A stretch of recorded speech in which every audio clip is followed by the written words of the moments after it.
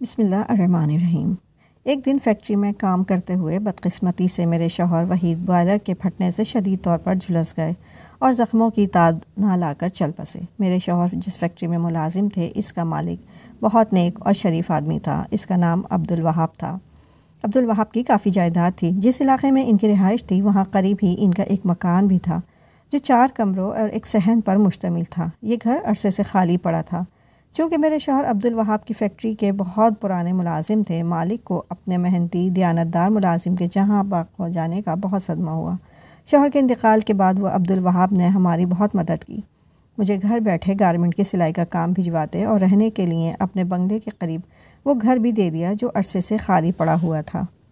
ہم پہلے کرائے کے گھر میں رہتے تھے، تبھی انہوں نے یہ گھر ہمیں رہنے کے لیے دے دیا تاکہ ہم کرائے کی زحمت سے بچ سکیں۔ جن دنوں میں بیوہ ہوئی میرے 2 بچے تھے، ایک بیٹی ثنا اور ایک بیٹا عامر۔ یہی دونوں میری زندگی کا کل سرمایہ تھے۔ بیٹی 13 سال کی تھی جبکہ بیٹا 11 برس کا تھا جب میرے شوہر نے فیکٹری کے حادثے میں وفات پائی۔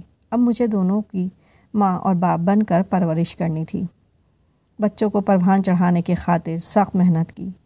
میں سوچتی تھی کہ میری یہ محنت رنگ لائے گی اور جب ثنا اور عامر بڑے ہو جائیں گے تو سارے دکھ دور ہو جائیں گے، لیکن باپ کا سایہ سر پر نہ ہونے کی وجہ سے عامر آوارہ لڑکوں کے ہتھے چڑھ گیا اور 7ویں جماعت کے بعد اس نے اسکول چھوڑ دیا۔ سارا دن گھر سے غائب رہنے لگا، صبح کا نکلتا رات کو گھر لوٹتا تھا۔ جلد ہی مجھے پتہ چل گیا کہ وہ چرس وغیرہ کا نشہ کرنے لگا تھا۔ پہلے تو گھر کی اشیاء غائب ہونے لگیں کیونکہ وہ انہیں بیچ کر نشہ کرتا تھا، پھر مجھ سے رقم طلب کرنے لگا۔ میں کہاں تک اس کو پیسے دیتی کہ محنت مشقت کی اجرت سے گھر کا خرچہ مشکل سے پورا ہوتا تھا، لیکن عامر کو کیا پرواہ تھی۔ جب اسے نشے کے لیے رقم نہ ملتی میرا گریبان پکڑ لیتا اور گلا پکڑ کر دبانے لگتا۔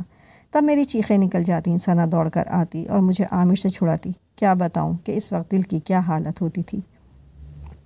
آنکھوں سے آنسو بہتے اور کچھ بس نہ چلتا تو اسے بددعا دینے لگتی۔ جب وہ میرا گلا اپنے ہاتھوں کی گرفت میں لیتا بلبلا اٹھتی اور بے اختیار منہ سے بددعا نکل جاتی کہ عامر تجھے خدا سمجھے، اللہ کرے تجھ کو پھانسی لگے۔ جس اولاد سے زیادہ توقع ہو اسی سے دکھ ملے تو دل خون ہو جاتا ہے۔ میرا بھی عامر سے مستقبل کی امیدیں وابستہ تھیں جو خاک میں مل گئی تھیں۔ وہ یا تو گھر سے کئی دن غائب رہتا یا پھر سارا دن پڑا سوتا رہتا۔ ہمارے نزدیک وہ بس ایک زندہ لاش کی طرح تھا۔ ثنا مجھے سمجھاتی کہ امی بھائی کو پیار دو، اسے مت دھتکارو، بد دعائیں نہ دیا کرو، آخر تو تمہارا بیٹا ہے، کیا خبر کبھی خدا اسے راہ راست پر لے ہی آئے۔ لیکن میں یا تو مایوس ہو گئی تھی یہی جواب دیتی کہ ثنا اب یہ بھٹکا ہوا کبھی راہ راست پر نہیں آ سکتا۔ بھلا نشہ کرنے والے لوگ بھی کبھی راہ راست پر آئے ہیں، اب تو یہی جی چاہتا ہے کہ کہیں ایسا گم ہو کہ گھر لوٹ کر نہ آئے۔ اس کے نشے نے تو ہمیں فاقوں پر مجبور کر دیا ہے۔ جب گھر میں قدم رکھتا ہنگامہ کھڑا ہو جاتا۔ وہ آتا ہی تب تھا جب اسے مجھ سے پیسے چاہیے ہوتے تھے۔ جو ہی وہ پیسے مانگتا میرے منہ سے بددعائیں نکلنے شروع ہو جاتی، کیونکہ مجھے معلوم تھا کہ وہ بغیر پیسے لیے ٹلنے والا نہیں ہے۔ میرے منہ سے اس قدر بلند آواز میں اسے بددعائیں نکلتیں کہ پڑوس تک آواز جاتی۔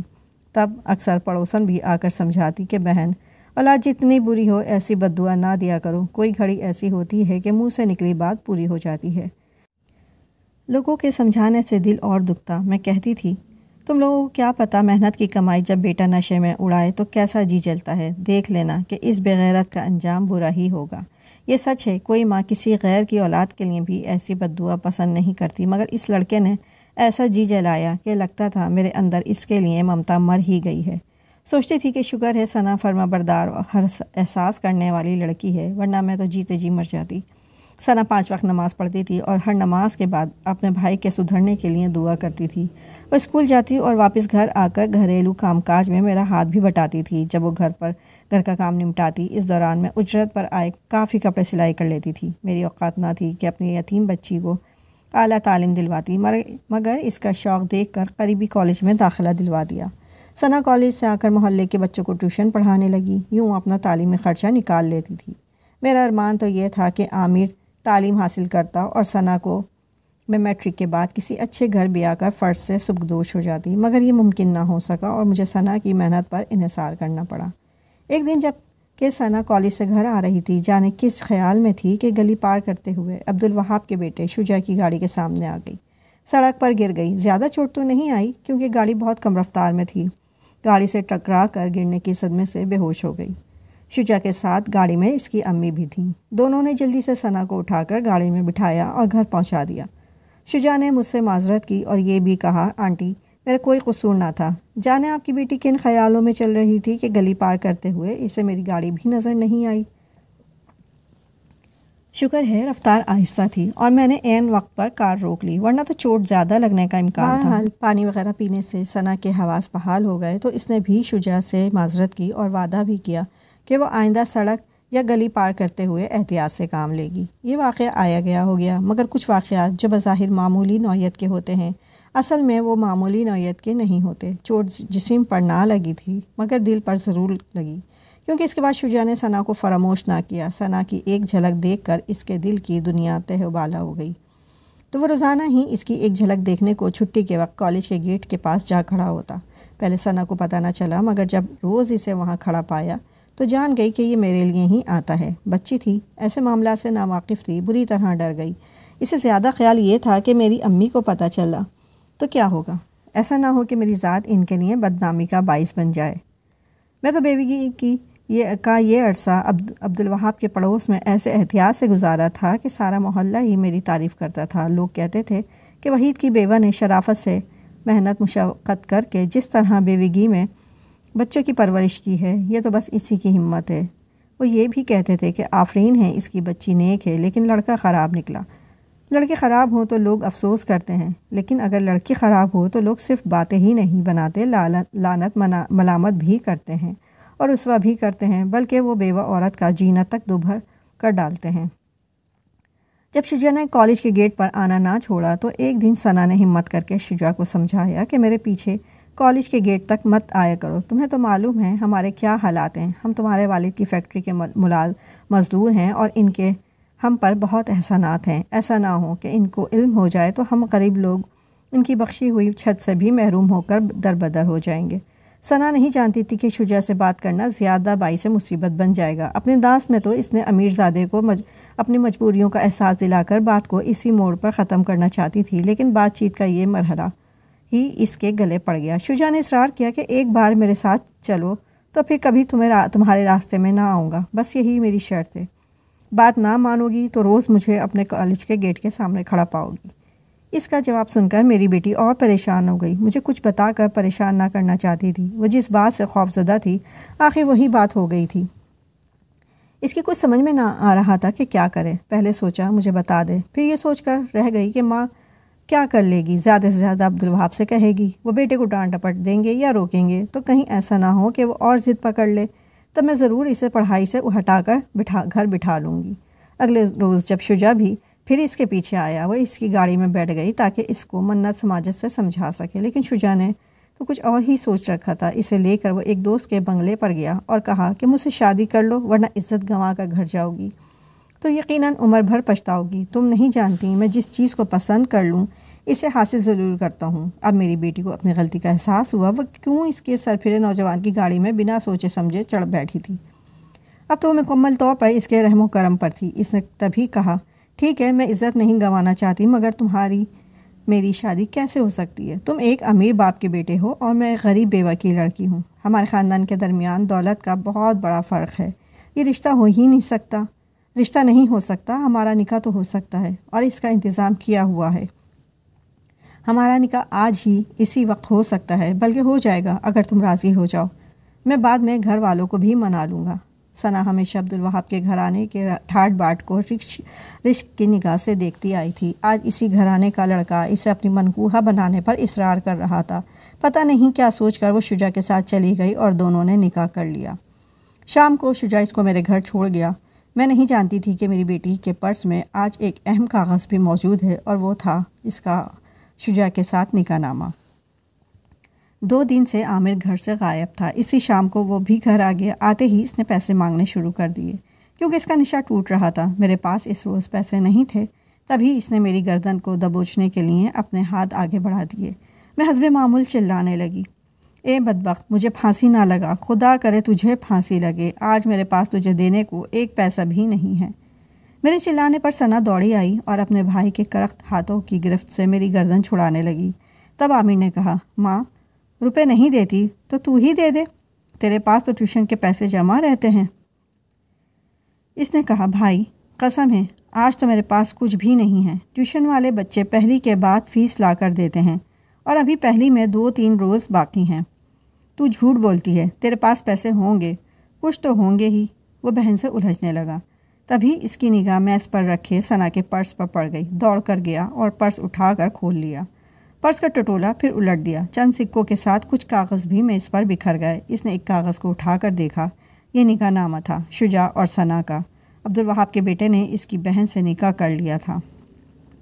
نکاح نامہ پڑھتے ہی عامر کا رنگ بدل گیا۔ اس نے کہا تو یہ بات ہے، تو ایک فیکٹری کے مالک کی بہو ہے، اس کے اکلوتے بیٹے کی بیوی، ایک امیر گھر کی بہو، اور تیرے پاس پیسے بھی نہیں ہیں، یہ کیسے ہو سکتا ہے؟ ثنا تو ایسے کھڑی تھی، بھائی کی طرف دیکھ رہی تھی جیسے زندہ لاش ہو۔ رنگت سفید پڑ چکی تھی، جیسے کاٹو تو لہو نہیں، ایک حرف بھی لبوں سے نکالنے کی سکت نہیں تھی اس میں، ٹانگیں کانپ رہی تھی۔ وہ دروازے کی چوکھٹ کو تھامے کھڑی تھی اور مجھ سے نظریں ملانے کی ہمت نہ کر پا رہی تھی۔ لیکن عامر، اسے کب کسی بات کا ہوش تھا؟ اس نے بہن کا نکاح نامہ ہاتھ میں پکڑا اور باہر نکل گیا۔ وہ کس ارادے سے باہر گیا تھا، ہم ماں بیٹی میں سے کوئی نہیں جانتا تھا کہ اب وہ کیا کرنے والا ہے۔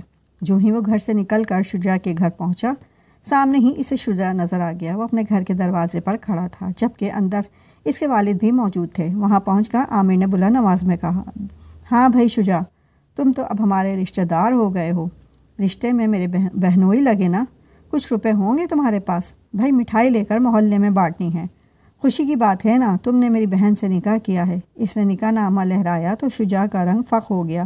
باپ کے ڈر سے بولا، تم پاگل ہو نشئی پاگل، پتہ نہیں کس کا کاغذ اٹھا لائے ہو یا جعلی کاغذ بنوا کر مجھے بلیک میل کر رہے ہو محض روپوں کے لیے۔ یہ روپے لے لو، مگر میرا تم سے کوئی رشتہ نہیں، میں نے کوئی نکاح نہیں کیا کسی سے، مجھے بلیک میل نہ کرو۔ کیا تم نے نکاح نہیں کیا میری بہن ثنا سے؟ بغیرت جعلی آدمی تو تم ہو، اپنے عیش کی خاطر میری بہن سے جعلی نکاح نامہ پر کروایا ہے۔ نکاح کیا ہے تو مانو، پھر اس کو رخصت کر کے گھر لے آؤ۔ کہہ دیا نا کہ میں نے کسی سے کوئی نکاح نہیں کیا، تمہاری بہن سے میرا کوئی واسطہ نہیں ہے، وہ تو بہن ہے میری، اب جاؤ یہاں سے۔ شجاع اسے دھکا دینے لگا اور نکاح نامہ چھین لینے کی کوشش کرنے لگا۔ عامر نے غصے میں جیب سے چاقو نکال لیا اور بے در پہ شجاع پر وار کرنا شروع کر دیے۔ وہ تڑپ کر زمین پر گر گیا، لیکن میرے عامر نے بس نہ کیا۔ وہ وار پر وار کرتا گیا، یہاں تک کہ شجاع کے چوکیدار نے پیچھے سے آ کر اسے دبوچ لیا، جو نماز پڑھنے قریبی مسجد میں گیا ہوا تھا۔ اس شور پر عبدالوہاب بھی گھر سے باہر نکل آئے، پھر تو محلے دار اکٹھے ہو گئے، شجاع کو اسپتال اور عامر کو تھانے لے گئے۔ نکاح نامہ تو شجاع کے خون میں تربتر ہو چکا تھا، اس پر درج نام و تحریر بھی سرخ ہو گئی تھی اور پڑھی نہ جاتی تھی، لیکن پولیس کے سامنے عامر اپنے بیان پر ڈٹا ہوا تھا کہ یہ نکاح نامہ ہی ہے، غور سے پڑھنے کی کوشش کرو، میں نے خود پڑھا ہے اپنی ان آنکھوں سے، میں ثنا کا بھائی ہوں، نشہ ضرور کرتا ہوں مگر بغیرت نہیں ہوں۔ شجاع دھوکہ کرنا چاہتا تھا میری بہن کے ساتھ، تبھی تو نکاح کر کے مکر رہا ہے، کیونکہ اس کے والدین ہم غریبوں پر صرف ترس کھا سکتے ہیں، ہمیں اب کبھی اپنا رشتہ دار قبول نہیں کر سکتے، ہم ملازم جو تھے ان کے۔ عامر کی کسی نہ سنی، اسے حوالات سے جیل اور پھر پھانسی کے تختے پر پہنچا دیا گیا، کیونکہ بقول لوگوں کے یہی انصاف کا تقاضا تھا۔ اس نے اپنے محسن کے جوان سال بیٹے کو جان سے مار دیا تھا۔ محلے داروں کا کہنا تھا کہ یہ صرف اس وجہ سے ہوا کیونکہ وہ ماں کا گلا دبوچ کر نشے کے لیے پیسے مانگتا تھا۔ ماں کی بد دعا لی تھی اس نے، لوگ ایک دوسرے سے کہتے تھے ماں باپ کی کبھی بد دعا نہیں لینی چاہیے، کیونکہ ان کی بد دعا ارچ پر جاتی ہے اور ارچ کو ہلا دیتی ہے۔ تاہم جس دن پھانسی کے بعد محلے والے عامر کی لاش جیل سے وصول کر کے لائے، اس دن مجھے ہوش نہ رہا تھا، کیونکہ اس دن میرے لیے گویا زمین ہی نہیں عرش بھی ہل گیا تھا۔ میرے بیان کرنے سے خود عبدالوہاب اور ان کی بیوی کی آنکھوں میں بھی آنسو تیر رہے تھے کہ جن کے بیٹے کو میرے بیٹے نے مارا تھا۔ آج بھی لوگ یہی کہہ رہے تھے کہ بیٹی ہو یا بیٹا، خدا نیک اولاد دے، ورنہ تو بے اولاد ہی رہنا اچھا ہے۔